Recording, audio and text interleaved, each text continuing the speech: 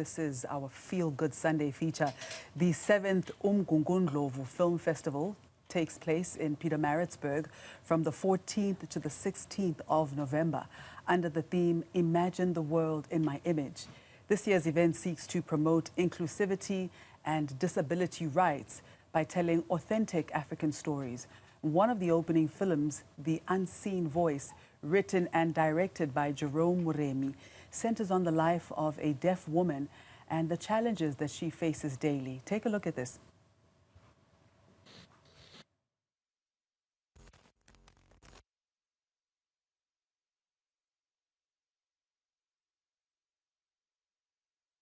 Yo, you can say that again, my friend. Like Nagaruto better or something. Oh, Ashawani.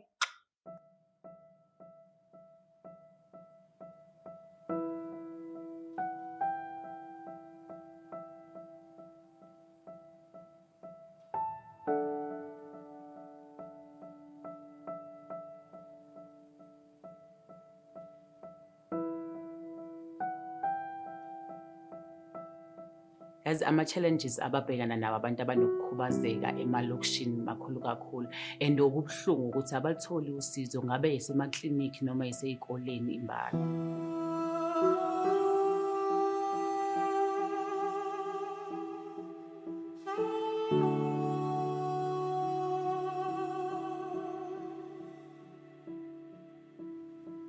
We're now joined by director Jerome Moremi and actress Malerato Siko, who plays Precious, the love interest of another deaf character. Thank you both for joining us in studio and congratulations.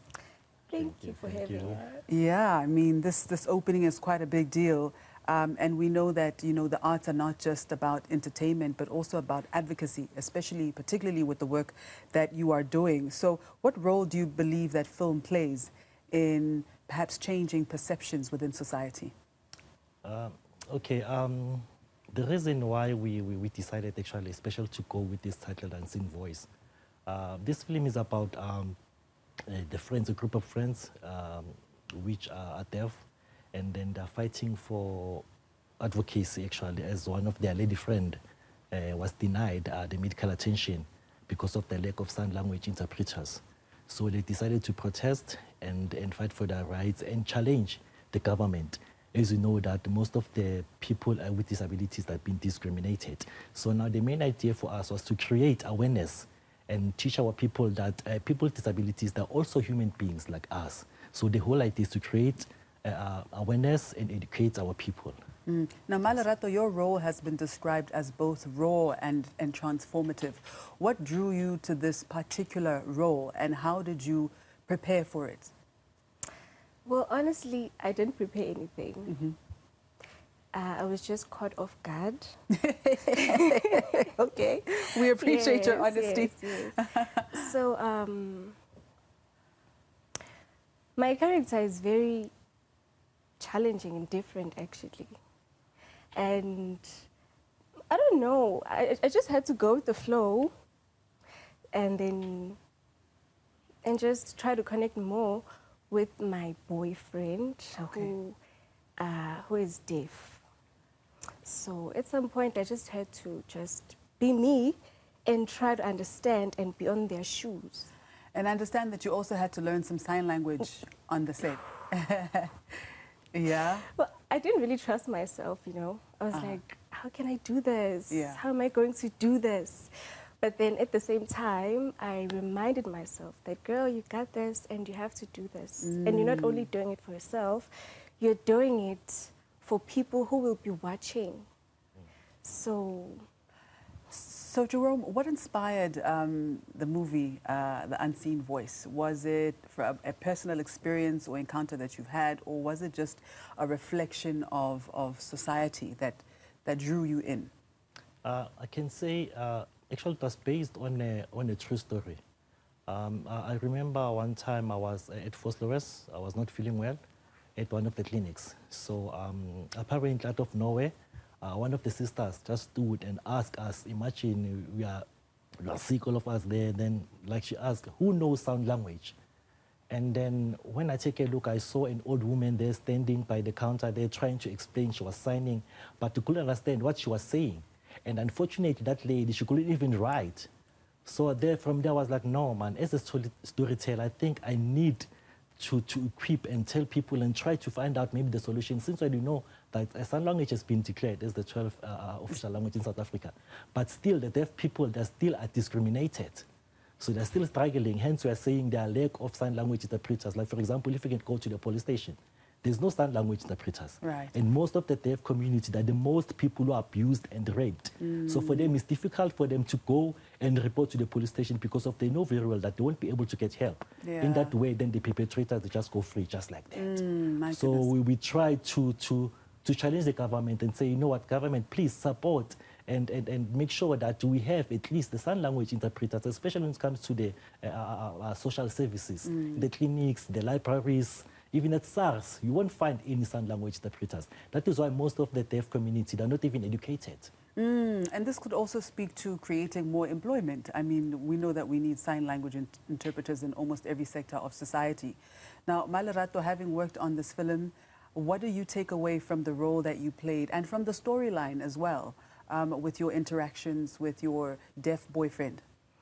Well, what I learned is that the deaf people are the very same people. Like they are one of us. And I also learned that communication is way beyond words, and that sign language is very beautiful and full of emotions. So, yeah. Yeah.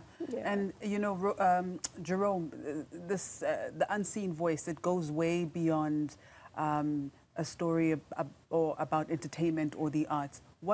How do you hope that it will impact society and policymakers? That is my dream, actually, especially as we're having the deaf actors as well. And it is not only the deaf actors that we have, we also have some other physical disabled people in the film. So we are trying to say, even challenging some of the big productions to say, you know what, just give them a chance. I was saying, for example, like you'll find out there's a role, maybe they need someone in a wheelchair. They will take you, Maschaba, as you're able-bodied and play that role instead of taking the other someone who's actually in a wheelchair, who understand the feeling. Has the lived experience. So we are trying in all means, like to say, man, government, please be aware of this. Other film productions, please be aware of this. My wish is to see more and more of deaf actors having some leads characters on TV, not just maybe as a supporting character, no, but give them the lead. It should almost be a mandate, you know, in the same way that, let's say, companies have to qualify for, you know, BEE, and you need to have a certain ratio. It should almost be a mandate that every single film should have at least a certain percentage of representation of someone who's dealing with some kind of disability, right? Yes. Yeah. So how are you planning to take this film further so that more eyes are seeing it and the right people gain access to it? Unfortunately, we've been struggling in the past because of, I think we shot this film 2023. So it started to gain recognition at 2022, I think. Yeah, somewhere there. Yeah, 23, 24 years, somewhere there. Because I've been busy with a lot of projects. Yeah. So now we've been struggling actually to push it since it was self-funded. Yeah. And then this is the second time actually because of last year it was nominated in as an award winner in Amachuba Film Festival. Sure. And then this year it got the recognition from uMgungundlovu Film Festival. Actually, for the first time, whereby we get this recognition, whereby they said, you know what, guys, come and attend, and your film will be one of the opening films, the day of the night of the opening, the uMgungundlovu Film Festival. And also, they've paid everything for us, like from the flights, accommodation to come, flew and come to That is KZN. fantastic. I'm sure it's going to be well received. Yes. Thank you both so much. I wish you all of the best, and it was good to have you here. Thank you very much, Thank you for Maschaba. having us. All right. Thank you. So that was writer and director Jerome Moremi and actress Malerato Siko of The Unseen Voice.